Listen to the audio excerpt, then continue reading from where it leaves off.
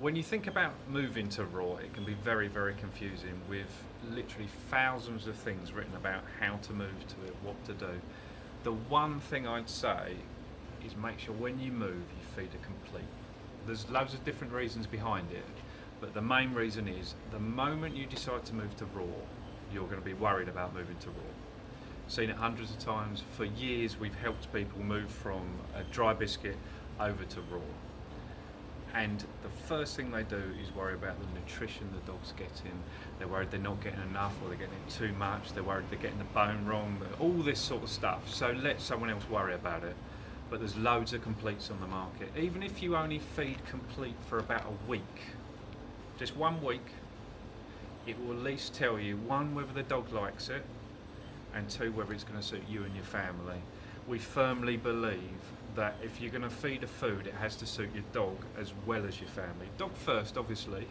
The health of the dog is the most important, but it has to fit in with your family. If you're really, really busy, you're not going to remember to defrost stuff, or if you've got little toddlers running around and you're worried they're going to put their hands in raw chicken, then maybe it's not for you, and just think about it in a few years' time.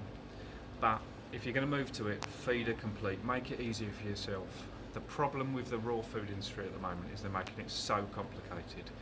DIY raw, there's nothing wrong with it at all, absolutely nothing. But for the first week or so, just rest assured that someone else has mixed it up, and at least they've got the nutrition right. So when it comes to feeding the complete, there's loads of choices.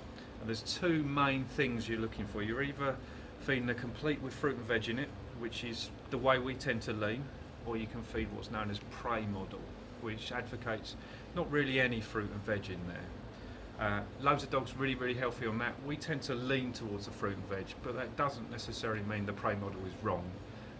Everyone's pretty much split down the middle on that particular issue. So you've got things like Albion, that's a complete there, and it's a boneless complete. So if you're worried about giving bone to your dog, it's an ideal one to go for. Natural Instincts, well known, a really good complete food. All your fruit and veg in there, plus your bone and your meat. Cotswold Raw, they have fruit and veg in there as well. There's Nutriment. And Benefit do a fruit and veg range, their standard range, which is a fantastic range. We sell a lot of that and dogs do really well on it. And they've just brought out this 80-10-10 one, which is more towards the prey model. So if you're looking down there, go for something like this. As you can see, and that's a tiny amount that we stock, and it's also a fraction of what the market is. One thing when you move over, bear in mind, one thing that the majority of people that advocate raw will never tell you is that not every dog gets on with raw.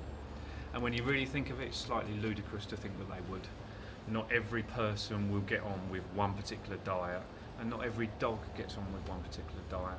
So don't beat yourself up if your dog doesn't like it or doesn't get on with it. You can always speak to someone about it.